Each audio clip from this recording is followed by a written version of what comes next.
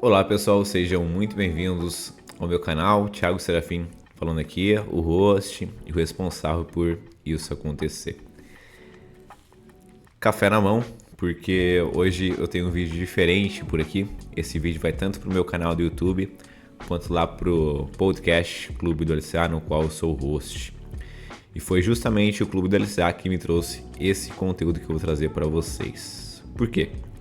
Primeiro que, se você ainda não segue o Clube do LCA lá no Instagram, vai lá, corre agora lá, sai desse vídeo. Aliás, não sai do vídeo, depois do vídeo você vai lá, digita lá naquela abinha de pesquisar Clube do LCA e começa a seguir desde já.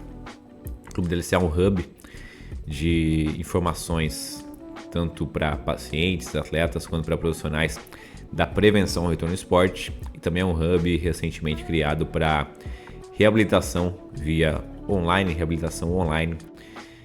através do Clube Rehab para pacientes e atletas do mundo inteiro, tá bom? Então não deixe de seguir o Clube do LCA. Recentemente, acho que há 1 ou 2 semanas, eu abri uma caixinha lá no clube para saber o que vocês gostariam que eu falasse no podcast Clube do LCA.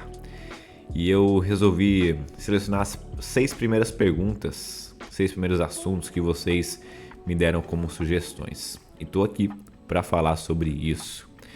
Não vou adentrar muito sobre isso, sobre cada pergunta hoje aqui. Talvez eu faça de fato algum podcast específico para cada uma delas em breve, tá bom? Mas hoje eu vou como se fosse aquele bate-papo um pouco mais rápido, aquele bate-papo face to face, para a gente conseguir já ir tirando algumas dúvidas mais rápidas. E claro que a dúvida de um pode ser também a dúvida do outro. Então isso é interessante para que a gente consiga informar mais pessoas por aqui. E sempre quando eu abrir caixinhas por lá, pessoal, respondam, interajam, porque em breve pode ser a sua caixinha por aqui, em breve pode ser a sua dúvida. E quanto mais a gente interagir, mais informações eu consigo trazer para vocês. E quanto mais a gente interagir, mais conteúdo tem aqui para vocês também, beleza? Eu vou começar com a pergunta do @LecCouto. Reforço muscular para equiparação do quadríceps. Vamos lá. O que a gente espera em relação a equilíbrio? Quando fala em equiparação, a gente fala em equilíbrio, né? Equilíbrio de força de quadríceps de uma perna com a outra. A gente espera que tenha 90% de simetria. Ou seja, ao final da reabilitação, a gente espera alcançar 90% de simetria de uma perna com a outra. Então, por exemplo, é só um exemplo, isso não é um teste de força, tá? Se na cadeira extensora, com a perna não operada, fazendo isso obviamente de forma unilateral, com a perna não operada, eu levanto 100 kg, eu espero que com a perna operada eu consiga levantar pelo menos 90 kg, ok? Isso é só um exemplo para a gente entender o que a gente espera de simetria de uma perna com a outra. Já falei sobre critérios objetivos para retorno ao esporte e alguns dos programas do Clube do LCA. Então, se você quer saber sobre isso, depois vai lá e procura. Então, o que acontece, né? Durante a reabilitação, a gente tem uma dificuldade grande de ganhar força. Aliás, não só do quadríceps, mas também de posteriores de coxa. Principalmente quando o enxerto vem do semitendíneo, do grácil, né? Daqueles músculos posteriores de coxa. E a gente precisa buscar estratégias para melhorar isso, para conseguir equiparar ao máximo. Primeiro ponto importante, a gente precisa partir do princípio de que para igualar as forças, eu não posso enfraquecer a minha perna sadia, minha perna não operada. Eu preciso deixar minha perna operada igual à perna não operada, e não o contrário, ok?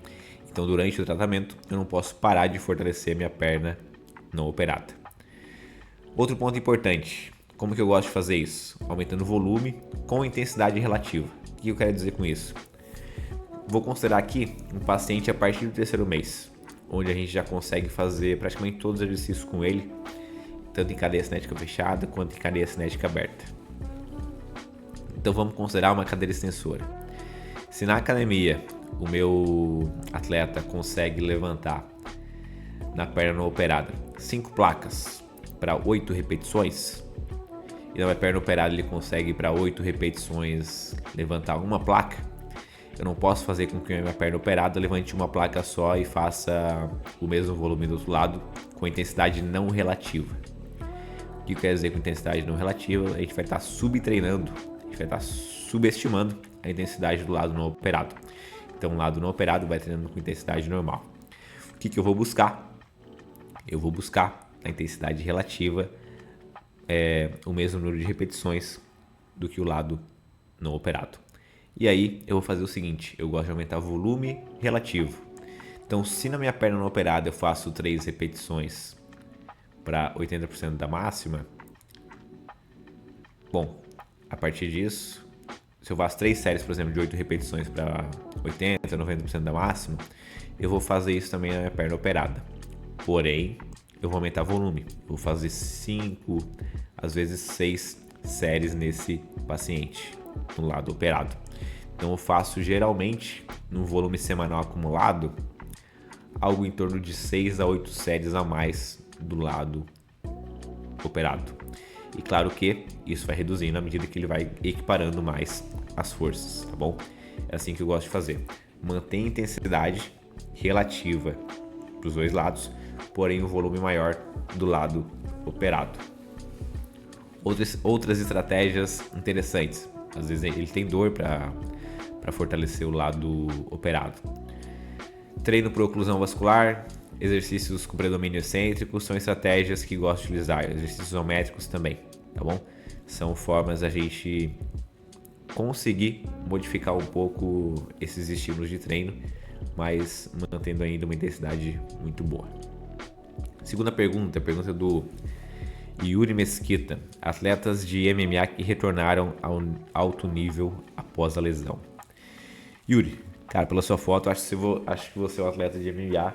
Talvez você esteja em dúvidas se vai voltar ao esporte ou não. Cara, é altamente possível. Inclusive, né, antes de entrar aqui, por ser um esporte que eu não tenho muita vivência, já acompanhei um pouco o MMA, na época que os brasileiros davam show, né? O Spider, o Cigano, o próprio Zé Aldo, Vitor Belfort, Makida. Então tinha muitos brasileiros que atuavam, né, nesse esporte em um nível muito alto e sábado à noite era o momento de assistir a luta deles. Mas não acompanho tanto. Mas eu fiz uma busca e rapidamente encontrei alguns atletas, inclusive um que eu não sabia, não esperava, que já tiveram lesões de LCA. Tá aqui no site, ó. vedicmma.com.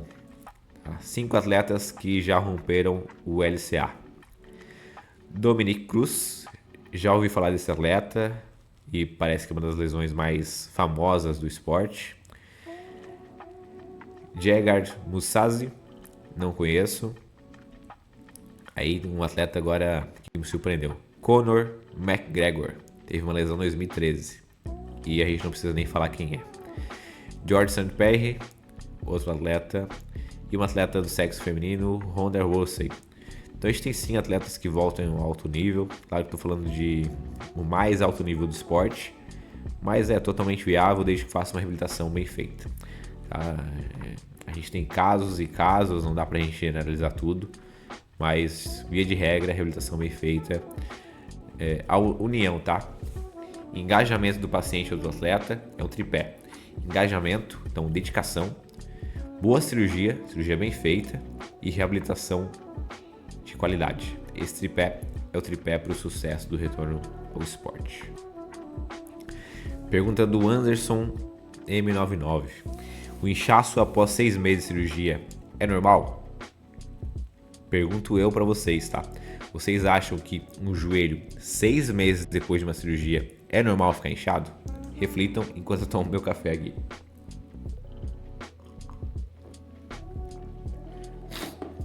Claro que não, gente, assim, tem alguma coisa, geralmente as perguntas que vêm são referentes a si mesmo, né? Então provavelmente o Anderson aqui, ele passou por uma cirurgia e ele tá com essa dúvida porque o joelho dele tá inchado 6 meses depois da cirurgia. Não é normal, cara, tem alguma coisa errada, sua habilitação talvez tenha avançado em fases, talvez, tô supondo algumas coisas aqui, tá? Talvez você esteja fazendo coisas que não deveria ainda. Talvez você não esteja com uma boa ativação de quadríceps. Precisa ver. Precisa avaliar os critérios para que entenda em que fase que você está, para a partir disso você conseguir evoluir. O tempo, gente, não é o principal fator que faz a gente evoluir na reabilitação de LCA, mas sim a gente avançando nas questões relacionadas à mobilidade, nas questões relacionadas à força, ativação muscular e controle neuromuscular. É isso que vai determinar o nosso avançar das fases. Pergunta agora aqui do 3 Pedrão. O 3 Pedrão, Pedro, né, é um atleta de futebol, a gente já trocou alguma ideia ali no direct. Ele pergunta, né, crepitação no joelho pós-operatório de LCA é comum? Sim, é comum. É comum, inclusive, em joelhos não operados. O meu tem bastante crepitação e não tem dor. Então, toda crepitação, não só no joelho, mas toda crepitação, quando não associada à dor, ela é comum, cara. Isso acontece. E o fato de que, antes da cirurgia eu não tinha isso, agora eu tenho. Acontece, é normal, tá? Não é algo a se preocupar, desde que não tenha dor associada. Mais 2 perguntas. Robinho MFS. Reintrodução à corrida pós RLCA. Como fazer? Vamos lá, vou falar o que eu já vi na literatura sobre, e a partir disso eu montei os meus protocolos de retorno à corrida. O que a gente espera de retorno à corrida? Em média, a gente vê na literatura, o retorno à corrida ocorre em média em 12 semanas. Estão ali os 3 meses, tá? E é um retorno ao trote, tá, gente? Não vai colocar o atleta para correr meia hora na esteira. Retorno à corrida em média 12 semanas. O que a gente espera para começar a correr? O que é critério objetivo? A ausência de dor e edema. Então, por exemplo, o Anderson ali que perguntou, se ele está correndo, a gente tem que rever se realmente deveria.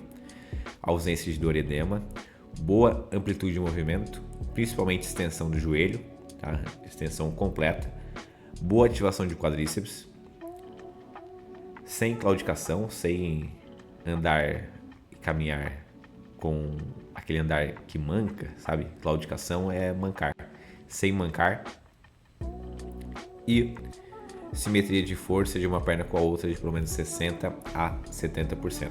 Pelo menos isso, principalmente de quadríceps. Como que avaliei isso? Terceiro mês ali, eu costumo avaliar através da dinamometria, sem gerar tanto estresse, uma contração isométrica. A gente tem aqui e segue na clínica esses critérios. Ok, tem os critérios. Cheguei nos critérios, mas não treinei nada de exercício propulsivo, exercício de frenagem, desaceleração, e vou colocar ele direto na corrida. É muito interessante. Então é interessante que também antes disso já vá treinando o paciente, o atleta, para começar a correr. Exercícios de propulsão, exercícios de desaceleração e alguns exercícios mais, uma pliometria bem leve, só para ele ir readaptando. Tá bom? Isso é importante. Próxima pergunta, acho que é a última. Falar sobre as 3 fases da reabilitação e qual o objetivo de cada uma delas para avançar. Vamos lá, eu não divido em 3 fases, eu divido em mais, mas eu vou dividir em 3 fases aqui como você pediu. É o Luca Lomar. Luca, vamos lá, em média, né, a gente tem ali como preconizar o retorno ao esporte em torno de 9 a 12 meses. Então a gente vai dividir em 3 trimestres aqui para você. Objetivos do primeiro trimestre: tirar as muletas, ativar quadríceps, igualar mobilidade, amplitude de movimento, ausência de edema e... estou esquecendo de algum? Tirei as muletas. São esses os objetivos. E começar a treinar para esse indivíduo começar a correr daqui a pouco, tá bom? Objetivos do 3º ao 6º mês, segundo trimestre: trabalhar muitos exercícios de controle neuromuscular, recondicionar esse indivíduo, chegar lá no 6º mês com uma boa simetria de força com uma perna comparada à outra, ideal 90%, bom 80%, para que depois avance para a última fase. Mas é importante que nessa fase se introduza também exercícios de salto, de pliometria. Eu costumo fazer isso mais ou menos em torno do 5º mês. E mudanças de direções em leve a moderada intensidade também. E sem muitas mudanças de direções em ângulos maiores. Só frente e costas, lateral. Tá? Basicamente isso. E aí, né, a gente tem, durante o último período, o último estágio, o último trimestre, do sexto ao nono mês, a reintrodução ao esporte. O retorno ao esporte ele é gradual. Então, entra uma fase um pouco mais específica do esporte, uma fase de transição, mas que precisa seguir evoluções criteriosas. A gente tem algumas evoluções semanas que são feitas por aqui. Não vou adentrar muito por aqui, porque essa é uma pergunta que dá, aliás, e eu tenho um curso e uma mentoria no qual eu dou relacionada a isso. Tá? Então são basicamente esses objetivos para cada trimestre e o que você deve alcançar em torno deles para que consiga voltar ao esporte de forma segura. Critérios para fechar o terceiro trimestre, né? A gente tem simetria de força, razão e que simetria de força de 90%, teste de salto também, capacidade de ter teste de pelo menos no máximo 11 segundos, então capacidade de mudar de direção com eficiência, ausência de edema, de dor, confiança. Então, a gente tem alguns questionários específicos para isso também. Eu tenho um episódio no podcast Clube do LCA que fala só sobre critérios para alta. Então vocês podem depois ouvir isso de maneira com mais calma. Esse foi o nosso objetivo de hoje, tirar algumas dúvidas rápidas, face to face, para entender o que vocês estão precisando. E como eu falei, a dúvida de um pode ser a dúvida do outro. Sempre aprendi isso na sala de aula. Como citei, cada vez mais que vocês interagirem lá no Clube do LCA, mais conteúdos vão sair, aliás, e isso vai fazendo com que a gente consiga crescer cada vez mais. Dentro do que eu citei aqui, não esqueçam de seguir o Clube do LCA, não esqueçam de que lá é uma hub onde a gente tem informações para profissionais, informações para pacientes e atletas. A gente tem também o nosso programa de reabilitação online. Se você quer saber alguma coisa a respeito, mande lá uma mensagem no direct. Espero que você tenha gostado desse formato, dê o seu feedback, comenta e nos vemos no próximo episódio, na próxima aula, no próximo vídeo. Tchau, tchau.